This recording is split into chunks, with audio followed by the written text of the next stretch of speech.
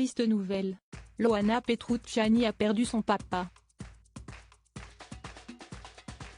Dans un entretien accordé à Voici, l'ancienne lofteuse se confie sur son chagrin et leur relation. J'avais repris contact depuis 2 ans avec lui. Il ne voulait pas me voir, et je respecte son choix, raconte-t-elle. Je l'avais eu au téléphone. Il ne voulait pas me voir parce qu'il ne voulait pas que je le voie dans l'état où il était. Il était très malade, quasiment aveugle et il avait pris du poids.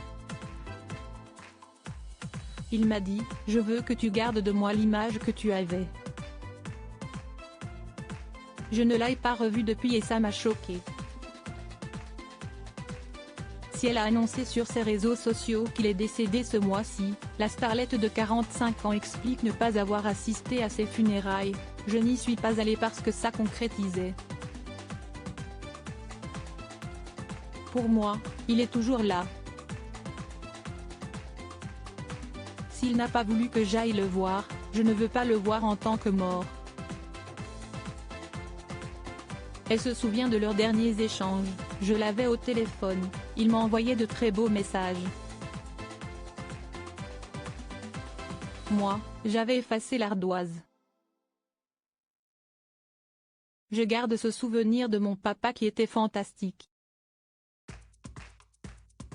J'avais un papa formidable et j'ai envie de me souvenir de ça.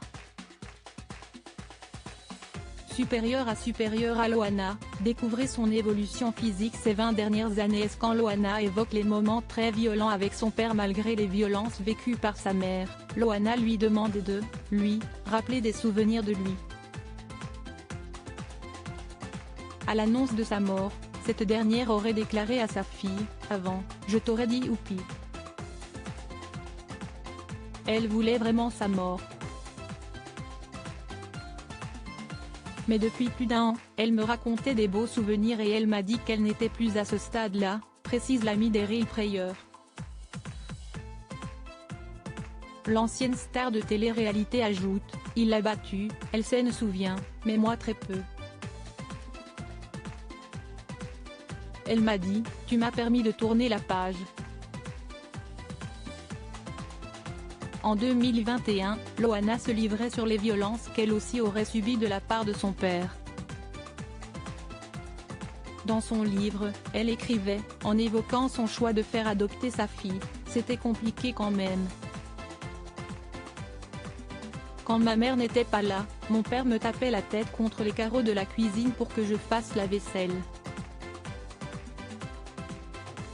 C'était très violent, ce n'est pas des choses dont on a envie de se rappeler en fait.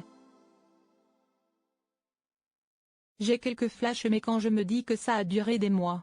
Je pense que quand j'arrivais à la maison, je me mettais sur un mode, il me fait ce qu'il veut et puis après j'oublie. » Crédit Photo, agence.